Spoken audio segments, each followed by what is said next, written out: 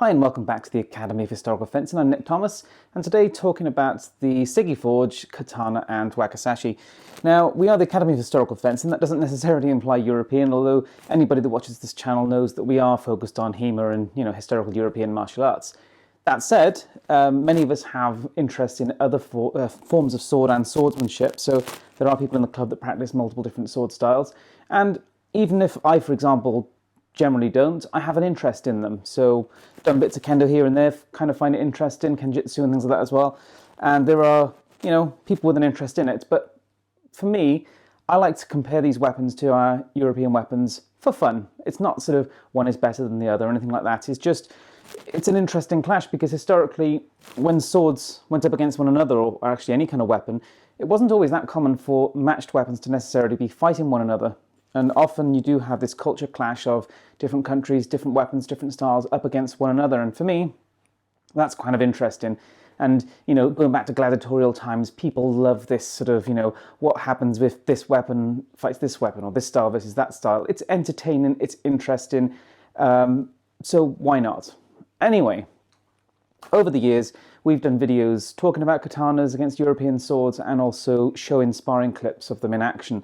And up to this point, we've used the cold steel bokkens, which are, heavy duty, reasonably decent, but they are a basic bokken. And we've also used the Black Fencer synthetic katana, which was a nice improvement, mainly because it actually had some flex. And it was a bit heavier as well, because the cold steel, despite the fact that it has a fair bit of mass forward, it's quite light overall. Now, enter the Sigi Forge weapons. I'm showing the Katana and Wakizashi here, but I've also got the Katana XL, or, O-Katana, the large katana. I've got that down there as well. So we bought the whole set, the Trinity they were calling it, all three. So you're going to see them on videos soon. How do they shape up? Well, these were made in collaboration with the assistance of a Japanese school of swordsmanship. So it wasn't just people like me giving them advice on it. In fact, I had no part to play with these at all. But they've had people who do practice Japanese martial arts giving information and feedback on these swords. And they're designed to replicate historical swords exactly as much as a training sword ever can. So they're designed to be the correct size, weight, and feel to original swords. Now, obviously the katana was in use for a long period. It's like sort of asking what the specs are on a saber. I mean, they vary immensely depending on the period, their intended user, and all kinds of things. But as a kind of typical representative of various different katanas, this is designed to be a kind of average typical katana, and it is. It's about 1.1 kilos. Incidentally, their specification on the website says this one's 1.1 and this one's about 850 grams, and the big one's about 1.3 kilos. I've measured these or weighed these three, and they're all within about 20 grams of those specs on their website. So they have got very, very close to their intended specs, and they handle quite nicely. You look at the katana. This is the one that most people are going to want to know about, because I'm sure this is the one that's going to get bought and used the most, the standard katana. It feels a bit forward heavy, which it should, because, it's a katana. They generally are a bit cuttier than some swords that we use. And you can see there's not a lot of profile taper. There's a small amount. Again, that's realistic. There's also not a huge amount of distal taper. So that's the difference in thickness of the blade from here to here. And as a general rule, we like to see distal taper, just because it allows you to get nice and thick here and have a stiff blade at the strong and a flexible one and not too hard hitting at the weak. But there's not a huge amount of distal taper on this. And that does mean that there's a fair bit of mass in the tip in terms of hitting power, and you will get a little bit of wobble on the blade as well, because you're talking about a distal of roughly maybe 6 down to 3 or 6 down to 4 mil, something like that. So there's a little bit of wobble. But is it necessarily a problem? Well, with a blade this short, not really. I mean, we haven't done much in the way with these yet. We've done a few drills, or yet to put them into sparring, although we will in the coming weeks and months. But it's just something to bear in mind, is that you are going to get a little bit of wobble, and in terms of hitting power, yes, that's going to hit fairly hard, like some of the heavier sabers that we use. But ultimately, I think if you took too much mass out of the tip here, you're not going to have a training sword that is particularly representative of the katana, because ultimately, katanas, for the most part, were not featherweight swords. is that for their size, and they are a small sword, especially for a two-handed sword, they are small, and yet, historically speaking, they weren't that light. I mean, this is 1.1 kilos. It's quite representative of many original examples. And I have handled, although I haven't owned antique katanas myself, I've handled plenty because I go to museums and antiques fairs and stuff like that. So, you will find variation, but within that variation, this is quite representative of the katana. And it's not heavy by any means, but it's not a light sword for its size.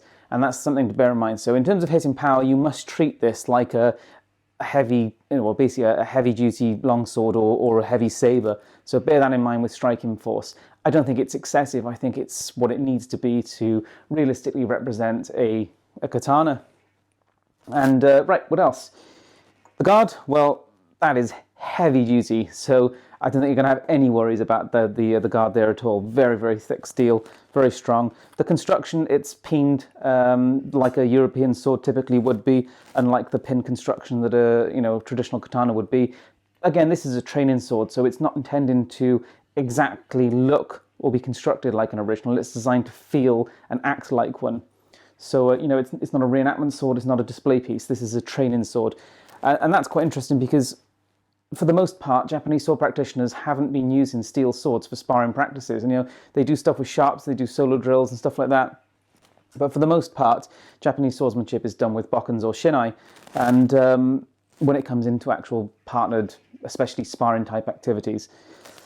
And HEMA is essentially wearing off on some practitioners in a good way and pushing some Japanese sword practitioners to use something like this, which is taking the idea of steel blunt training swords and feathers and things like that from European practice and HEMA specifically into what they're doing. And I think that's fascinating because ultimately the shinai, for example, is not remotely a good representative of Japanese swords. It's a traditional training method, a traditional training tool. It's a good sportive weapon because it hits really, really light. And it's therefore very safe, but it's not very realistic. So a good sportive tool, but not a great martial training tool when you want to try and understand what the weapon's like for real, because the shinai ultimately is very long for what it is and very, very light. And anyway, so what do I think of it? Well, I'm quite impressed. As I said, not a huge amount of distal taper, but I don't think that's going to cause too much of a problem with a blade this short. It feels really nice and it looks really nice. It's nice and utilitarian, but it's quite slick and sleek looking. The grip is really, really nice. This cord wrap is very nicely done, and the shape is nice because, some grips, they end up too fat or too square or whatever else. Is that this is a nice oval grip with nice wire wrap, and cord wrap, sorry. It feels good. And in terms of grip size, again, the katana is a two-handed sword, but it's a small two-handed sword. It's about right. And I could use this with heavy gloves, no problem at all. I've got medium-sized hands, and I personally think even with large hands and mitten-type gloves like the sparring gloves, I think you'll be fine with that. It's a small grip, but it's about right. You're going to see this in lots of sparring videos in the coming weeks and months. Right now, my heavy gloves are somewhere lost in Russia and hopefully will turn up. So they're in the middle of being repaired and upgraded, which is a slight problem for using a sword like this because red dragons are really not up to the job of using a sword like this, or at least not against something else that hits fairly hard. So yeah, we'll do what we can to get them into action. Anyway, what are the others like? Well, the Wakizashi, there's not really much to say about it. It's a small version of this, and therefore it has all the weaknesses and strengths. And there aren't many weaknesses. It handles quite nicely. In fact, it handles like a nice little mezza. You could use this as a mezza.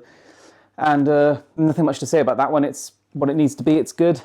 So it just takes us on to the Katana XL, as they call it, or O-Katana, big katana. Funnily enough, this is the one that probably most people will assume is about right for a katana because of, well, films and games and anime, people assume that this is representative of what a katana should be. Now, of course, the Japanese did have plenty of big swords. Of course they did. They didn't just have small swords. But this is big. It is large.